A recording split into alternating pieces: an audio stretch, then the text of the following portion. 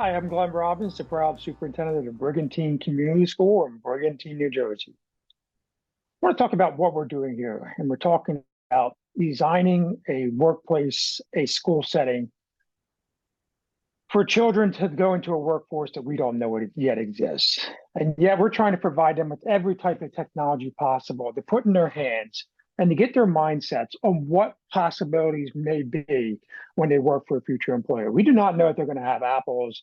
We don't know if it's going to be Android. We don't know what they're going to have. But what we do know is they need to be critical thinkers. They need to be adaptable. They need to be flexible.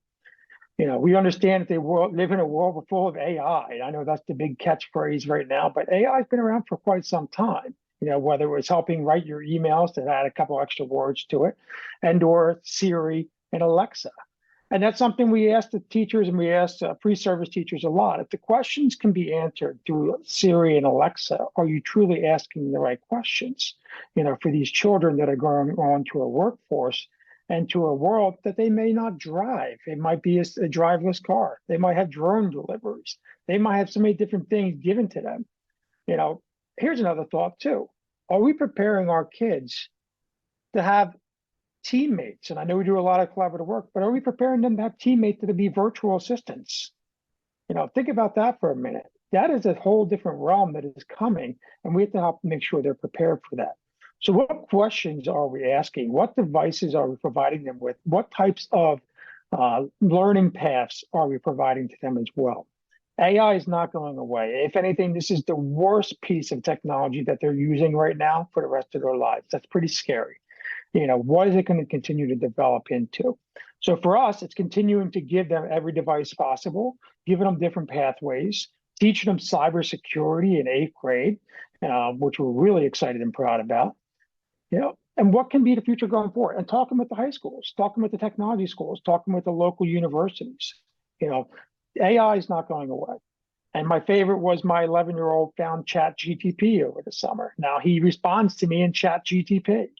Obviously, number one, I know it's ChatGTP because he's never written so well in his life, but yet he's using it and he's trying to use it for arguments. So my conversation with him and any other teacher is how are we going to utilize this type of device or this type of service, and continue to grow with that, because it's not going away. Just like we thought many things would go away and we'll just ignore it. This is something we can't ignore. We have to teach them the true ethics of it. We have to teach them how to use it properly in every single way to make society better and not something that worsens society. We see social media all the time where there's so much greatness out there, and there's a lot of bad things out there where all the different TikTok challenges, that promote to hurt and harm somebody in the school, whatever it may be. How do we transform that to make it better? How do we transform to make that a successful thing? How do we transform to make them with AI right now to be successful entrepreneurs? Roughly 75% of people and the kids want to be an entrepreneur one day. How do we provide that for them? So I always talk about the pathways. I always talk about how we design these courses we have a flex period where they get to learn and pick what they want to learn and how they want to learn to better the society and or something that they're intrigued about. Are we giving them that space and freedom to explore?